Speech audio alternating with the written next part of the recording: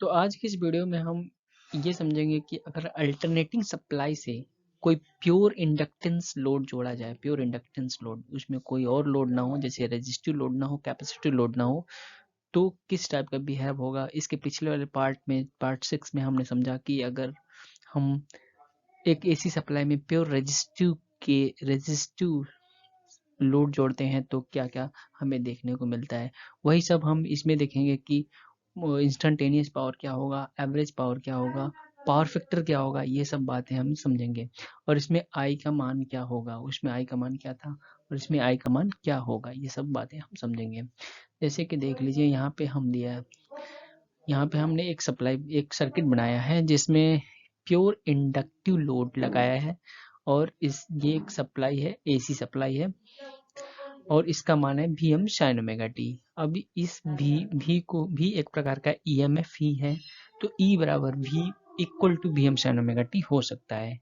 तो यानी कि E बराबर हमें पता है प्योर इंडक्टिव केस में L T I by D T होता है, यानी कि इसे हम E की जगह पे V रख देंगे तो L T I by D T होगा। अब इन दोनों को यानी कि V बराबर हो जाएगा L T I by D T. अब इन दोनों के दोनों साइड में हम इंटीग्रेशन कर देंगे। जैसे देखिए यहाँ पे इंटीग्रेशन करने के बाद ये जो मान आया minus V M cos omega T upon omega equal to L I आएगा। अब इसको हम ऐसे भी लिख सकते हैं, जैसे यहाँ पे या करके मैंने लिखा आई बराबर minus V M upon omega L into cos omega T.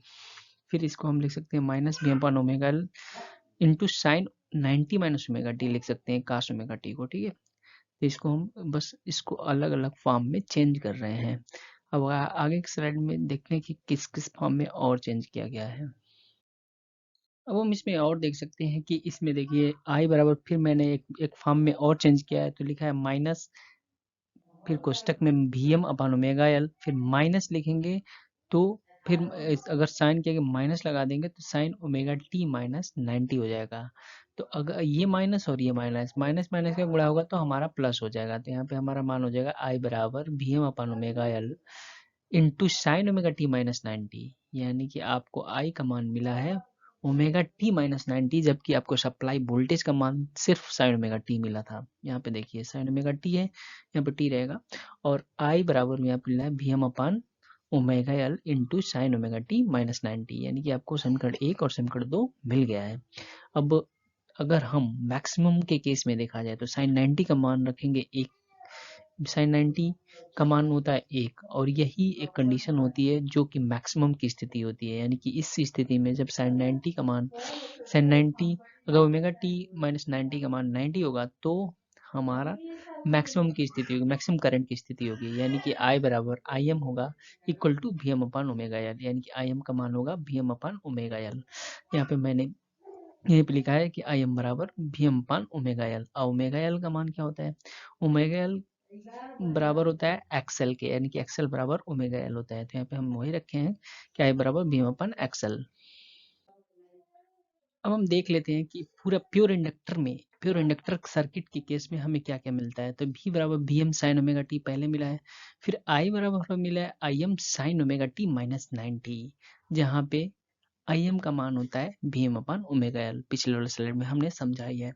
फिर अब इस केस में हम देखते हैं क्या मैंने लिखा है कि in this case of pure inductor circuit the voltage will lead by 90 by current, यानी कि करंट जो होता है, यानी कि जो वोल्टेज होता है वो 90 डिग्री लीड कर रहा है करंट से। यानी कि आप देख सकते हैं कि वोल्टेज करंट जो है वो माइनस 90 यानी कि 90 डिग्री लैग कर रहा है और वोल्टेज 90 डिग्री लीड कर रहा है। तो इस स्थिति में हम देखेंगे वोल्टेज और करंट के बीच का जो ये फेजर डायग्राम बनेगा, तो उसमें वोल्टेज देखिए, वोल्टेज 90 डिग्री लीड कर रहा है, ऐसे ऐसे चलता है, एंटी क्लॉकवाइज चलता है। और इस एंटी क्लॉकवाइज में आप देखेंगे कि वोल्टेज ऐसे देखेंगे तो वोल्टेज आगे है और करंट, ये वाला करंट पीछे है। ठीक है, और इन दोनों के बीच आप देखेंगे तो फेज एंगल 90 डिग्री का बना है। तो इसलिए पावर फैक्टर कास 90 बराबर 0 लैग, यानी कि इसमें जो होता है कि इसका पावर फैक्टर होगा 0 और लैगिंग होगा क्योंकि करंट लैग कर रहा है। और इस स्थिति में आप देखेंगे कि वेव डायग्राम आपका इसमें आप देख सकते हैं कि इसमें करंट जो है, ये देखिए, ये वोल्टेज का वेव फॉर्म है। वोल्टेज 90 डिग्री आगे है, यानी कि ये पॉजिटिव में आ गया है, लेकिन यह 90 डिग्री अभी नेगेटिव में है, यानी कि जिस समय ये वोल्टेज पॉजिटिव साइकिल लेने वाला है उस समय करंट अभी नेगेटिव की तरफ मैक्सिमम एम्पलीट्यूड पे है। इस हिसाब से आप देख सकते हैं कि ये वोल्टेज और करंट एक दूसरे से 90 डिग्री पे चल रहे हैं। और हमें ये भी थोड़ा सा कन्फ्यूजन होता है कि कैसे हम डिसाइड करें कि कौन सा पावर फैक्टर किस स्थिति में लैगिंग है और किस स्थिति में लीडिंग है, और कौन सी स्थिति ऐसी है जिसमें हमारा पावर फैक्टर यूनिटी है। तो इसके इसके संदर्भ में मैंने ये लिखा है कि how to know that power factor lead और लैग, मतलब कैसे हम जानें कि पावर फैक्टर लीड हो रहा है, लैग हो रहा है, या कब यूनिटी है। तो इसमें मैंने एक पॉइंट लिखा है कि power factor based on the currents leading और लैगिंग, यानी कि जो पावर फैक्टर होता है वो सप्लाई के करंट के, फेजर के, लीडिंग और लैगिंग, यानी कि आगे और पीछे चलने के आधार पर डिसाइड किया जाता है। जैसे कि आप देखे हैं कि रजिस्टिव के केस में आपने देखा है कि वो वोल्टेज और करंट का फेजर एक दूसरे पे ओवरलैप था, मतलब करंट उन दोनों के बीच का कोण 0 था, यानी कि यूनिटी था। लेकिन अगर देखेंगे तो इंडक्टिव के केस में करंट का फेजर डायग्राम 90 डिग्री लैग है, यानी पीछे चल रहा है वोल्टेज के फेजर डायग्राम से। तो यहाँ पे मैंने लिखा है कि if if current lagging from voltage the power factor will be lag. और वही अगर कैपेसिटिव के केस में देखेंगे तो if current leading from voltage power factor और लैग लीडिंग, यानी कि ऐसे होता है। अगर करंट आगे चला वोल्टेज से तो लीडिंग होगा, जितनी एंगल आगे चलेगा उतना एंगल उतना डिग्री लीडिंग होगा। और अगर करंट लैगिंग चल रहा है तो उस स्थिति में हमारा पावर फैक्टर लैगिंग होगा। अब हम देख लेते हैं कि इस सर्किट में जो प्योर इंडक्टिव सर्किट है उसमें पावर की क्या स्थिति है। तो उसमें आप देखिए कि पावर दो प्रकार के होते हैं, आपको पता है क्योंकि पिछले वाले पार्ट में मैंने समझाया था। तो उसमें एक होता है इंस्टेंटेनियस पावर और दूसरा होता है एवरेज पावर। तो इसमें इंस्टेंटेनियस पावर को आप देखिए कि P बराबर VI होता है, तो इसमें आप रखेंगे वैसे ही सेम रजिस्टिव वाले पार्ट में जैसे मैंने समझाया था वैसे हुआ है। P बराबर BM IM sin omega t into cos omega t, इसको दोनों तरफ गुणा करेंगे, फिर यहाँ पे मिलेगा आपको mu upon root two into, इसको दो भाग में बांटेंगे तो mu upon root two into I M upon root two into sine two omega T. Two sine omega T into cos omega T का मान होता है साइन टू ओमेगा टी। फिर इस स्थिति में हमें मिलेगा इंस्टेंटेनियस पावर का मान मिलेगा हमें P equal to V R M S I R M S into sine omega T sine two omega T. इसमें आप देखेंगे कि कोई भी कांस्टेंट वैल्यू नहीं है, जबकि आप रजिस्टिव के केस में रजिस्टिव लोड पे और रजिस्टिव लोड के केस में आप देखे थे कि उसमें एक वो था, क्या बोलते हैं, उस कांस्टेंट वैल्यू था, जब कांस्टेंट वैल्यू था प्लस एक पीरियोडिक या सिमेट्रिकल वैल्यू था। इसमें सिर्फ और सिर्फ पीरियोडिक और सिमेट्रिकल या सिमेट्रिकल वैल्यू है, इसमें कोई कांस्टेंट वैल्यू नहीं है। तो इस केस में आप देखेंगे एवरेज पावर का मान होता है 0, क्योंकि इसमें कोई कांस्टेंट वैल्यू है ही नहीं। और एवरेज पावर कांस्टेंट वैल्यू पर या पीरियड पर डिपेंड करता है और पीरियोडिक वैल्यू पर नहीं डिपेंड करता है, मतलब आवृत्ति पर फ्रीक्वेंसी पर डिपेंड नहीं करता। उस स्थिति में अगर फ्रीक्वेंसी है तो एवरेज वैल्यू का मान 0 होगा। एक और बात हमें ध्यान देने की बात है कि आप देखेंगे इसमें साइन टू ओमेगा टी है, जबकि सप्लाई फ्रीक्वेंसी में ओमेगा टी था।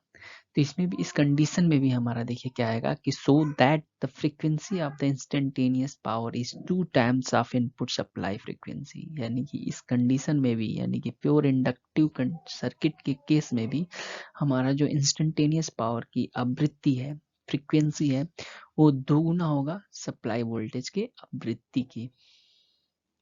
अब एवरेज से रिलेटेड मैंने एक पॉइंट लिखा था, the pure inductance does not consume any average active power, यानी कि जो प्योर इंडक्टिव लोड है वो कोई भी एवरेज एक्टिव पावर कंज्यूम नहीं करता है।